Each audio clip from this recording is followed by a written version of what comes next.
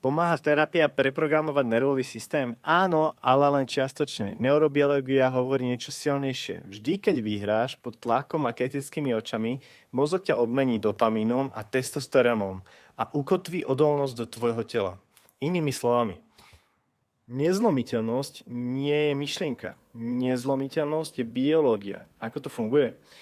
Keď si pod stresom, pod tlakom, keď máš strach, obavy, kritikov alebo zodpovednosť, a napriek tomu vyhráš, doručíš, ustojíš, zvládneš, tvoje telo spustí reakciu.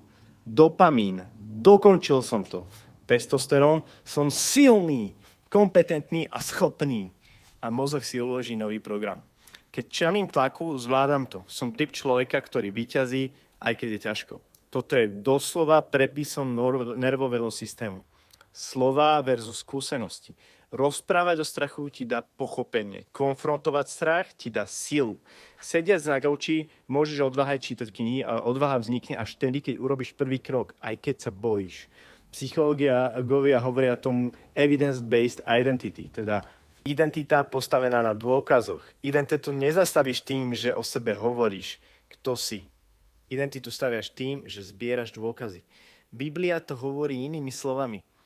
Vyviera v nás vytrvalosť, keď stojíme v súžení. Rímanom. Nie keď utečieme, nie keď sa schováme, ale keď ustojíme boj. Goliáš nebol Dávidova trauma, Goliáš bol jeho prelom. Stoici učia, sila nevzniká debatou o bolesti, ale prekonaním bolesti. Nezáleží na tom, čo cítiš, ale na tom, čo urobíš napriek tomu. Každý prekonaný boj posilní nervový systém, oslabí strach a zväčší tvoju odvahu.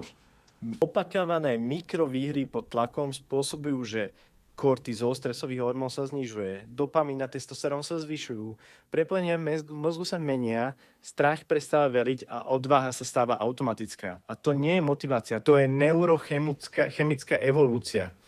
Pointa, terapia je dôležitá, rozhovor pomáha, reflexia uzdravuje, ale nezlomíš starý príbeh tým, že o ňom rozprávaš. Zlomíš ho tým, že vytvoríš nový. Každý jeden úspech pod tlakom je hlasnejší než 1000 slov. Zvládol som to, nie som obeť, som silnejší, než som si myslel. A po dosť veľkom počte týchto momentov nervový systém prestane veriť v strach, začne veriť v tvoju silu. A vtedy sa stane to, čo hľadá každý muž, každá žena a každý bojovník. Neprestaješ dúfať, že to zvládneš. Začneš vedieť, že to zvládneš. Držím ti v tom palce.